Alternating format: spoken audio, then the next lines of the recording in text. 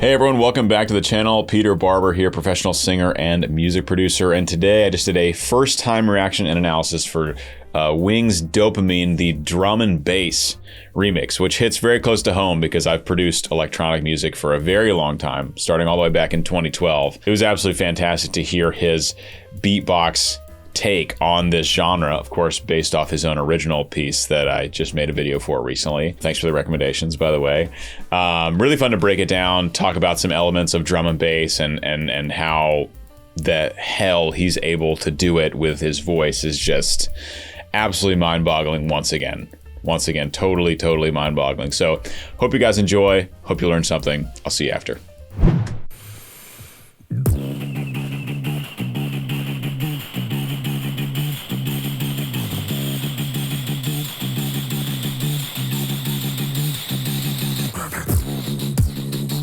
Ooh.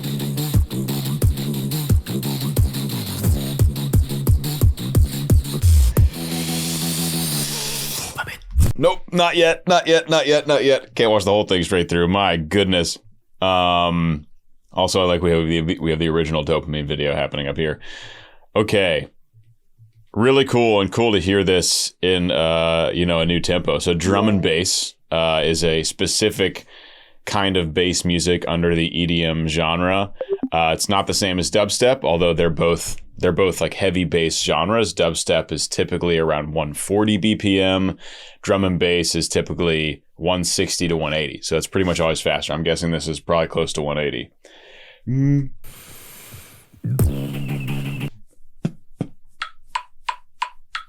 A little slower than 180, probably 170. And it's characterized usually by that kind of beat pattern. So I'm guessing we'll get some kind of that in the drop, but I love what Wing is doing here. I mean, it's the same. It's all the same sound so far as what we heard in the first version, but it feels very different than new tempo.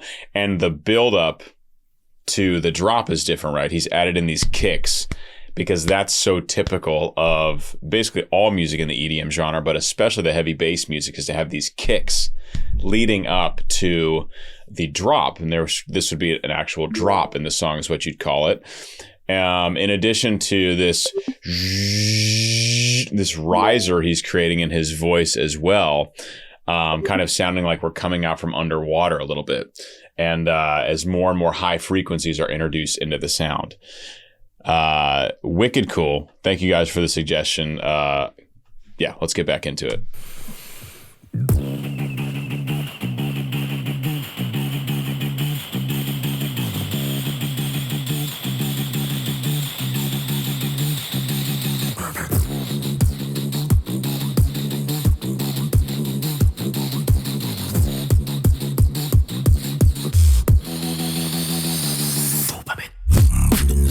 There it is.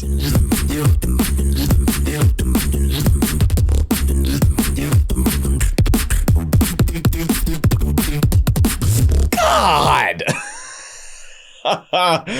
This is really cool because he is doing some different things here from what I remember compared to the original. He's adding like now again, I don't know the terminology of pretty much any of this new age of beatboxing. For those that watched my last video, I talked about how I've started beatboxing in middle school, but never really got better. Just like very basic kit kind of stuff for the most part. So I don't know all the terminology for these sounds. So a lot of it's speculation as to how they're making this stuff. But there are absolutely some different sounds being introduced into this drop than there were in the original here. We do get that. We get that kick snare pattern that's so typical of drum and bass. And also because the tempo's faster, you got to think whenever he's doing the really fast patterns, they're even faster than what they were in the original, which were already quite fast as far as, articulators. Dude has a very athletic mouth for sure. Oh, this is also sick. So we actually see him tracking the audio from this take right here. I love that. The authenticity of that.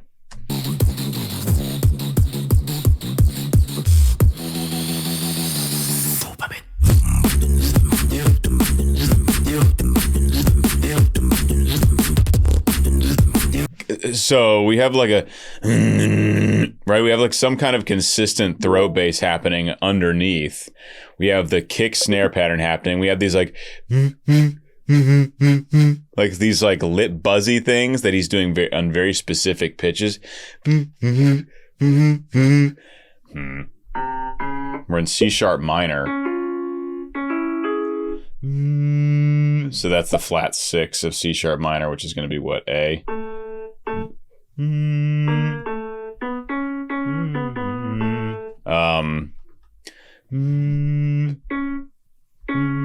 no, it's the C sharp. So he's going D to C sharp, which is that semitone apart with that melody in the drop. In fact check myself here.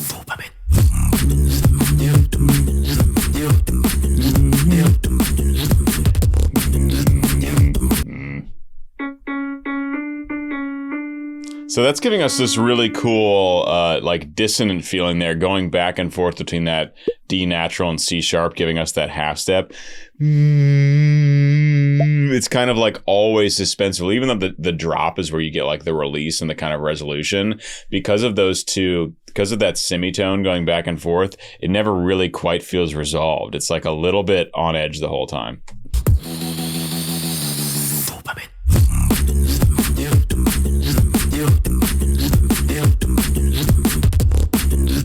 Then I think a lip roll that I can't do it. I wish I could make these sounds.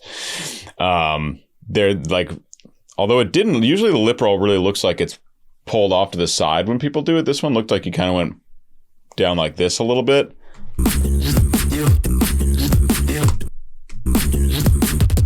That one. Oh, maybe he is doing it off to his, on the other side of the mic, maybe.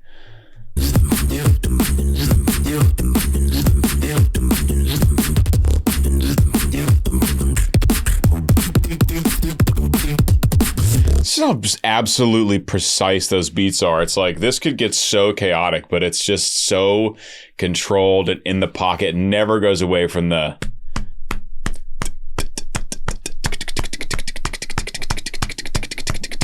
Like even at 16th notes at a 170 BPM, right? It's still spot on. Like if you actually were to zoom in here on his DAW, his digital audio workstations, what a DAW stands for, you could, assuming he's got a click track on and it's actually lined up to Project Tempo, then you could go in and you'd probably see all those really fast beats are very closely lined up to like the perfectly mathematical divisions and subdivisions. It's just absolutely incredible. And again, every sound is so pure. Every sound, it's not like his kick sometimes sounds a little bit closer to the snare or vice versa, or all these other sounds have their perfect place, which just comes down to the precision he has when making all these sounds. It's just so locked in.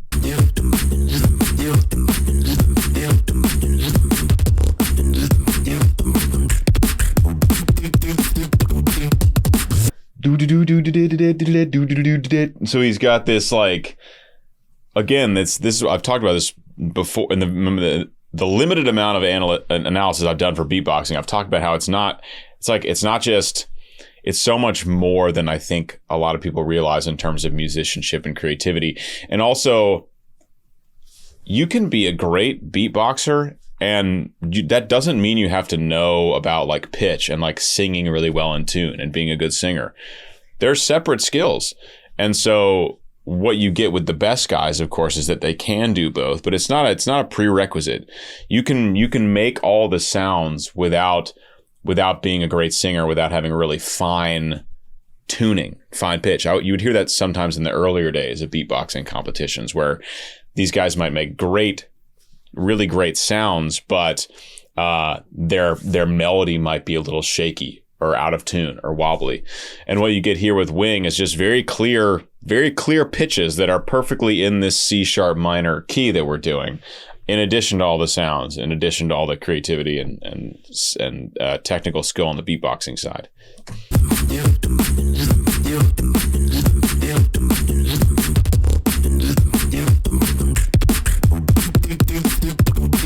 mean, he's doing octaves there. I'm doing it in like raw voice, but he's doing various techniques for it. So E, he's going E2 to E3.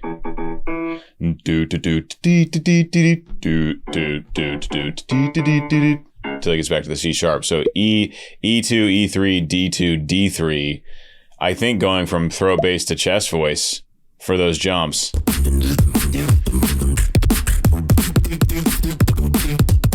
Yeah, I mean, it doesn't use chest voice all that often. It's only in that it's in that middle to upper chest range. He's able to carry those bass techniques up really high. I think that's chest voice up there.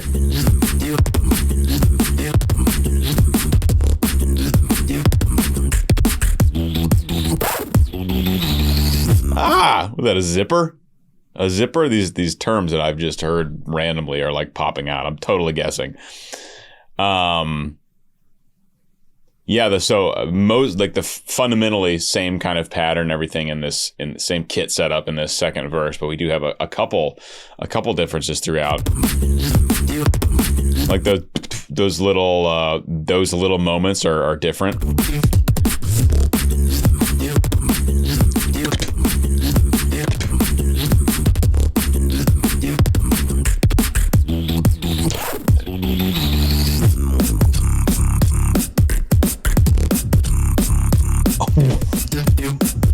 Wow.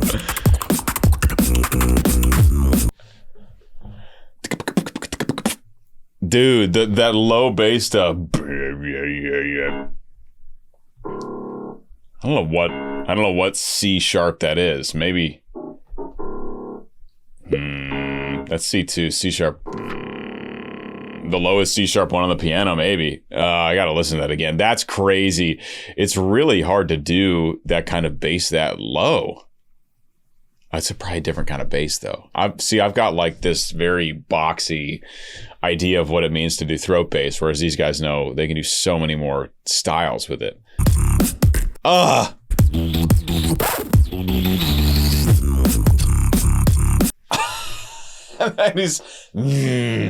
And he slides down into it, slides all the way. It sounds like a C sharp 1. It sounds like the lowest C sharp on the piano, just based on like how often the hertz, like you can hear the hertz.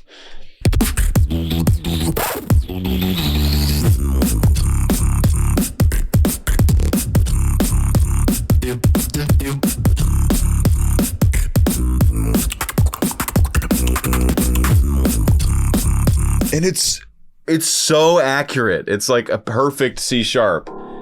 It's just like spot on C sharp. There's something so cool also about a bass drop when it does hit. And then it goes down, right? I think he's doing basically an octave slide. And then when that bass locks in on that low octave, it is like the most satisfying. It's like if you go to I just went to a big EDM festival here in Arizona called Decadence on New Year's Eve. You know, Grizz, Subtronics, Sudden Death, a lot of these phenomenal heavy bass artists.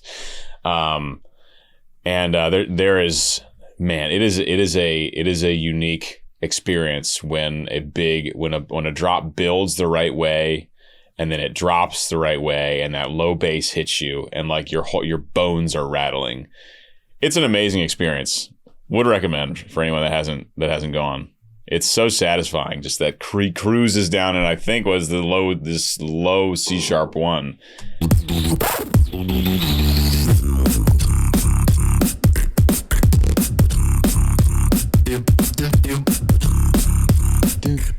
Also, these like all these off beats, like it's so precise and technical. He's doing some of that stuff that I think he was doing in the last one too. That kind of, well, I do it by flipping my tongue upside down towards the back. I don't know how he does it.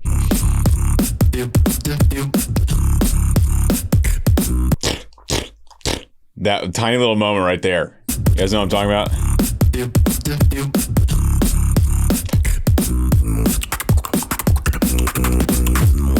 Okay, I gotta listen to this real quick because Like, I can make sounds that fast, but he's doing it in a totally different way. Like, I'm like, it's like way, way simpler than what he's doing. His sounds are like, I don't know. There's just more to him. No idea. Absolutely no clue.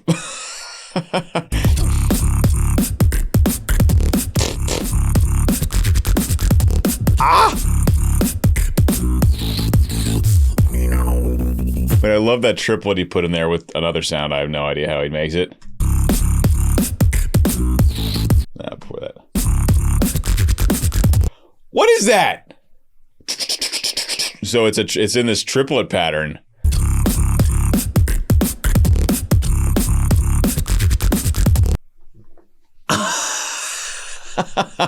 It's so insane.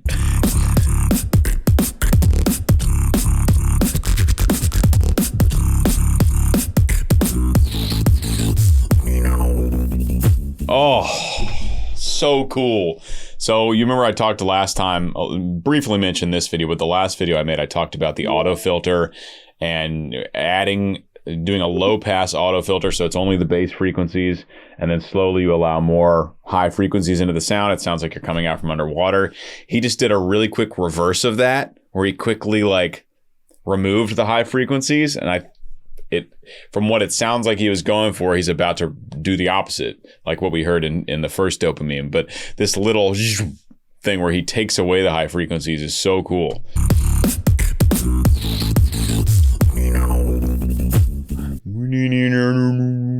Right? That moment.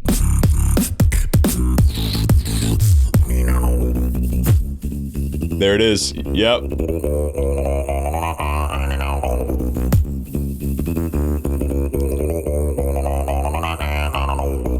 He's also using his tongue to create a little bit of that overtone feeling.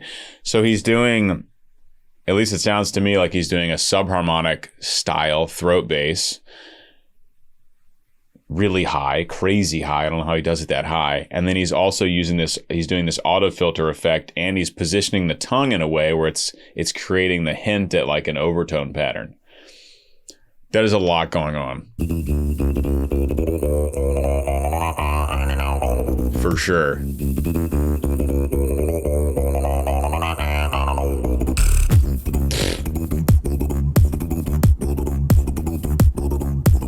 I'm scared.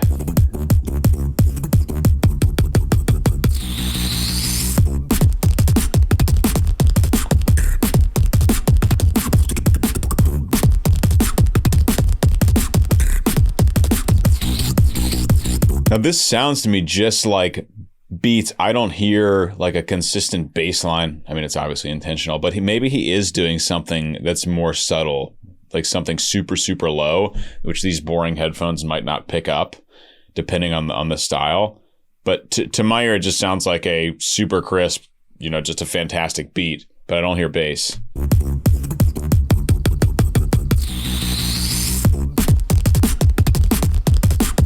I think he is doing bass. It's not like a rolling bass line. It's like he hits it with the kick, I think, and then sustains it for like really short periods of time. But it's not like the rolling bass line we heard earlier when he was just like chilling on those low C sharps. Yeah.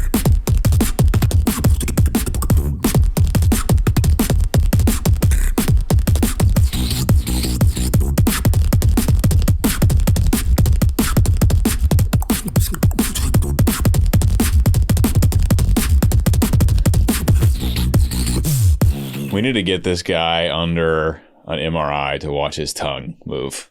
They've done that before. There are videos, like old videos online of singers doing it. And when you're just speaking, your tongue is going absolutely nuts. Like the tongue is incredibly important in speech. And maybe that doesn't sound like a hot take, but the amount of control, the amount that your tongue creates the sound color and shapes the sound is absolutely insane. That's why you can sing 5 very clear vowels not changing your mouth. Watch this.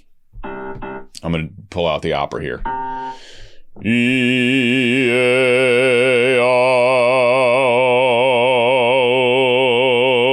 Very clear E-A-I-O. Barely moving the lips at all. It's all tongue position. You can do it even more extreme than that. Anyway, the tongue is by far our most athletic muscle, and it's just like supercharged in these beatboxers.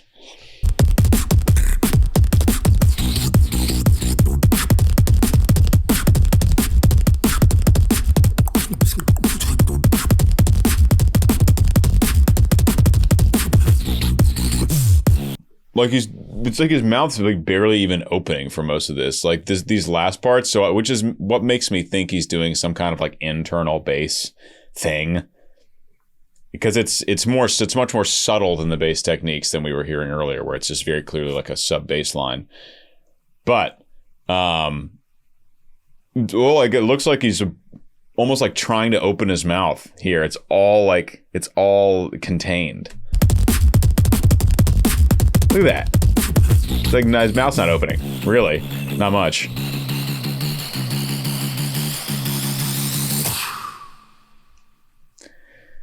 Insane, dude.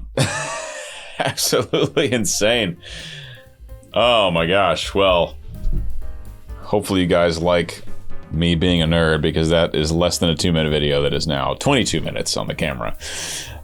Super fun. I'm excited to be getting back into beatboxing, I suppose, and I guess I'll be learning more about it as I go. I got to connect with Tim Welch, who's taking beatboxing lessons. He's a fellow vocal coach. But hope you enjoyed. Hope you gained appreciation maybe for some of the complexities here, many of which I don't know much about. But we'll get there. So leave recommendations below. I'll see you in the next one. Peace.